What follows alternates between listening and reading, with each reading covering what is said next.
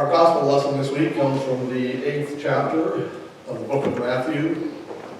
They who have an ear to hear, let them hear the words of our Lord. When Jesus came down from the mountain, great crowds followed him. And behold, a leper came to him and knelt before him, saying, Lord, if you will, you can make me clean.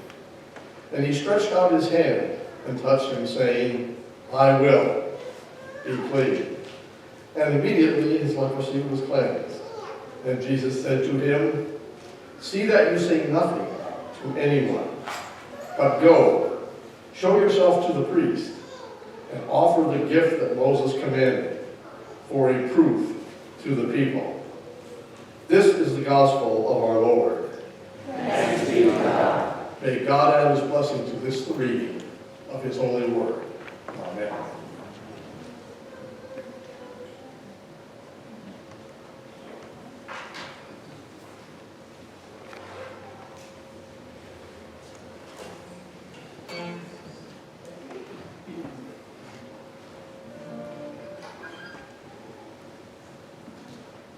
Our theme scripture for this sermon series is Micah 6:8. So we sang this last week. We're going to sing it again this week. So, what does the Lord require of you? What does the Lord require of you? What does the Lord require of you? What does the Lord require of you? Justice, kindness, walk humbly with your God. Justice, kindness, walk humbly with your God. To seek justice and love kindness and walk humbly with your God. To seek justice and love kindness and walk humbly with your God. And we're going to be the first part this week. What does the Lord require of you? What does the Lord require of you? What does the Lord require of you? What does the Lord require of you?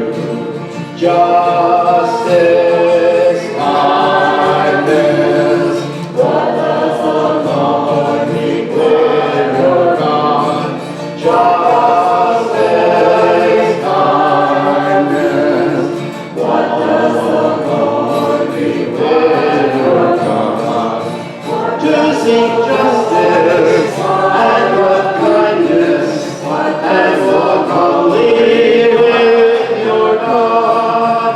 To seek justice and love kindness and walk humbly with your God. What does the Lord require of you?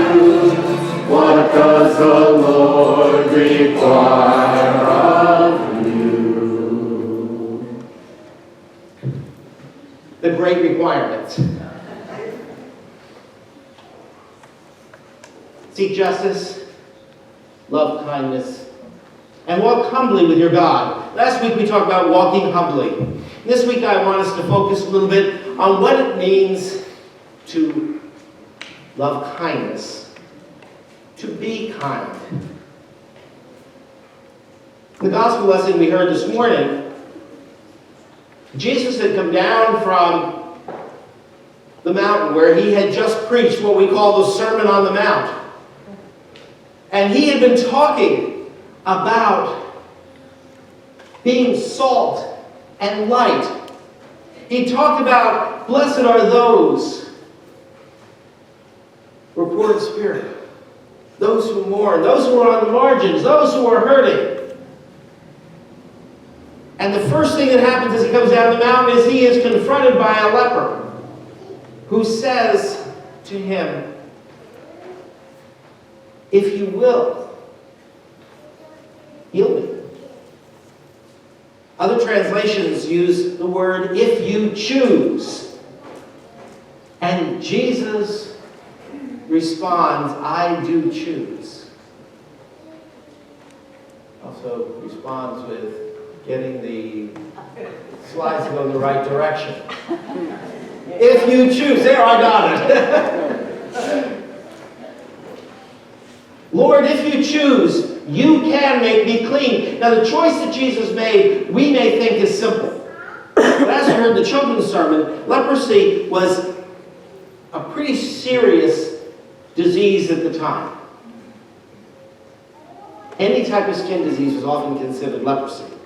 And lepers were isolated. So it wasn't just a matter of a physical ailment. There was a social alienation. There was a religious alienation. People who had leprosy were not permitted to go into the temple. They couldn't offer their sacrifices. They could not worship the way that others did at the time. And people wouldn't come close to them. They were supposed to stay away. And the scriptures tell us that Jesus not only healed the man, he touched him. Most people in Jesus' time would never have thought about touching someone with leprosy for fear that they would be infected themselves. And so they stayed away. This was just an act of kindness. Kindness towards this man, not only around his illness at the time, but also in terms of his social isolation and his rejection by the religious leaders of the moment. Jesus was showing a kindness that others did not show. Imagine if Jesus had just finished that wonderful discourse in the Sermon on the Mount, had come down the mountain, and the leper said to him, "Lord, if you choose, you can make me clean." And Jesus said, "I'm not going to touch you." Nothing that Jesus said would have ever been remembered, because the actions speak louder than the words. We can say all that we want, but if our actions don't reflect that mercy, that love, that kindness that we are called to reflect through the Gospels, they will mean nothing. We all know the phrase about actions speaking louder than words. And I think we all kind of agree with it, but sometimes we forget. We forget what those actions might look like. Now, it's been told that a teacher, the third grade class, received a note from one of her students. And the note said, "If you're so happy on the inside, why don't you send the message to your face?" You know, sometimes we think, we can talk love, but we don't necessarily act love. And it's not always easy. Sometimes it's rather challenging. But we do not love others, and we do not show kindness because they are kind. We show it because it reflects who we are. And regardless of what the response is, we are called to be people who love kindness. A number of years ago, I was leading a discussion group with a group of parents of younger children on Christian parenting. And there was a noted psychologist in this series of these videos that we were watching who made a comment that really raised eyebrows. And the psychologist said this: "We ought to speak to our children the way we would speak to a guest in our home." And everybody's like, "What do you mean? They're not guests in our home, they're children, they're members of the family." But then, if you listen to her a little bit more, what she was saying is that sometimes we can say the harshest, most cutting remarks for those who are closest to us, including our children. And we kind of go with they know I really care. Well, sometimes we forget how deep those wounds can go. It's not just, though, about children or immediate family. It goes beyond that, too. We call ourselves as a church the family of God sometimes. And one of the things when I was district superintendent, I would meet with churches and I said, so tell me about your church. Inevitably, probably 90% of the churches said, oh, we're like family. And my first response was, well, remember, families are usually dysfunctional. And it's not that we're any different than the world around us. Don't get me wrong. It's not that the church as the family of God is worse than anybody else. But we forget we bring all of that humanness into our life as Christians. We bring all of that together within the family, within the community of faith. And Micah calls us to think about how we treat one another. A few of you have probably heard this already. Many of you will hear this after today a lot, because it's one of the things that I really believe in the church. We need to stop using texting and emails to debate. Because we will put things in writing that we have a really hard time saying to somebody face to face. I know I've done that. I've had a pattern throughout my ministry. There'll be people who just kind of frustrate me. That's a nice way of putting it, okay? And I can sit down and write a letter 2, 3, 4, 5 pages long that I never sent. I work everything out. And then when I sit down with that person, I don't hold back on what the basic truth is. Because we are not called to be silent on important things. But the way I treat somebody will be different. Because I've gotten rid of all of my stuff. So that I can treat somebody else with kindness even when I disagree with them. Even when I may really, really have a hard time with where they're coming from. If I take the time and I sit down and I see somebody as a person, not as a message. And that's one of the reasons why I'm real careful. I think in the church and in the community of faith, one of the things we're just called to do is to meet each other face to face. And to show kindness, among many other things that we have in our attributes in the Christian faith. You know, studies have been done, a number of studies have been done around young people and why young people are staying away from the church. And one of the things that they find in the studies, time and time again, is that most young people actually like Jesus. They're just not crazy about Christians. And the reason is that they don't see Christians following through the way Jesus would have acted. And you read the Gospels. Remember, Jesus forgave the ones who nailed him to a cross. Jesus actually empowered disciples like Peter, who denied him.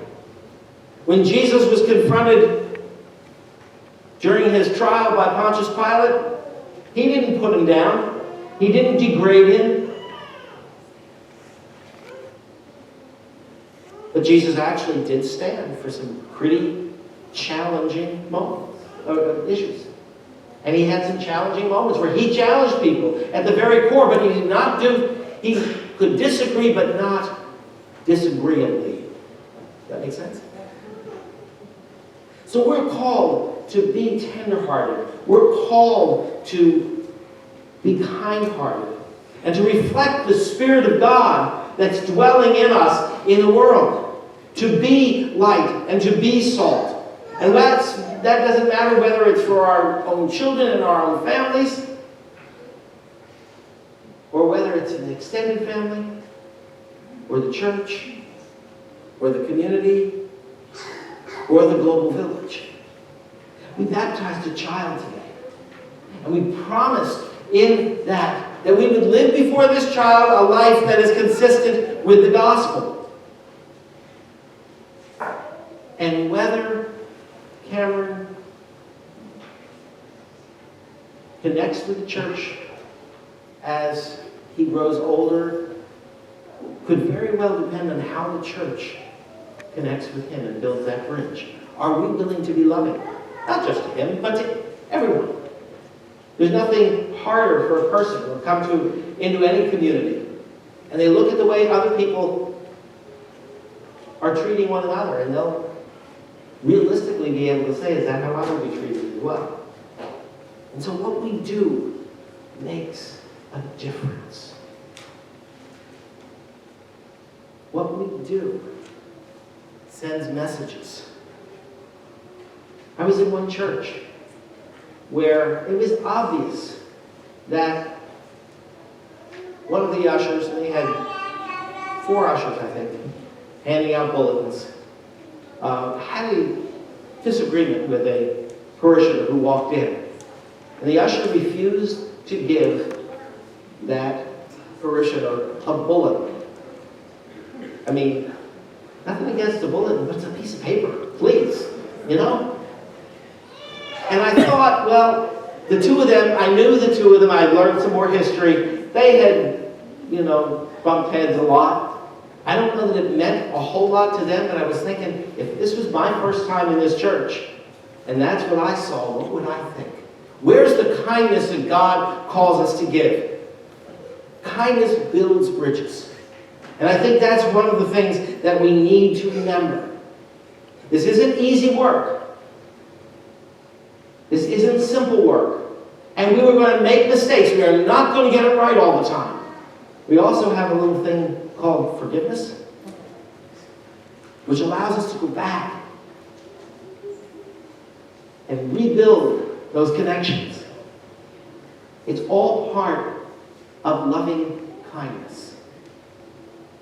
Because when we show that loving kindness towards one another, we do build bridges of connection and relationship. If there's anything that we need to be doing within the church today, is to show the world that we can build these bridges. And at a time when we are having to develop programs to deal with bullying, and we have to structure that because people aren't learning how to be kind to one another, we can make a difference. So think about when you have been kind to someone and how that has made a difference to somebody. And then start multiplying that over and over and over again. And if you mess it up sometime, you go back to it. As our John Wesley, the founder of Methodism, reminds us, we are people who are going on to perfection. We haven't reached it yet. So we keep trying to get it better. But we can do that because it will make a difference. Not just for us and in our own relationships, but in the relationships that we build with a world that needs Jesus Christ. There's a story of 2 brothers who owned adjoining farms. And right around the property line, there was a pond. One of the brothers thought it would be really great to open that pond up and create kind of a stream and connect it to something else downstream. And so he just got out his backhoe, all the other stuff, and dug this channel, and the water flowed. Brother number 2 looked at us and said, oh, he doesn't want me to come over to his house anymore. He just built a barrier because I can't get across that anymore. And he got angry. And brother number 1 then got angry because brother number 2 never came to see him anymore. And they weren't talking to each other. Well, one day there was a man who came along, was just coming through looking for work for a day. And this laborer stopped at the house of brother number 2 and said, do you have any work I can do? Brother thought, and he said, yes, come with me. And he went to the barn, and he showed him all of this lumber he had. And he said, I want you to take this lumber and go down by the stream there that's been built and put up a fence. Because if he's not going to let me come over there, I don't even want to look over there. So build a fence for me. Then the brother left for the day. He came back, it was getting towards dusk. And as he came back, the laborer said, met him, and he said, well, have you done, did you do the task? He goes, well, kind of. Come with me. And they walked down to the stream. And he said, well, I built something, but I built a bridge. And the man looked at it, he started to walk across, and he noticed on the far side was his brother, who he was not talking to. And that brother looked and said, and thought to himself, my brother wants to build a bridge so that we can connect again. And they asked the laborer, would you stay and work for us some more? And he said, no. My task is just to build bridges. And he left. What better act of kindness than to build bridges where there have been fences and borders? What better act of kindness can there be than to connect with one another, heart to heart, as God connects to us? So the question for us in the church is, the bridge is there to be built. Will we?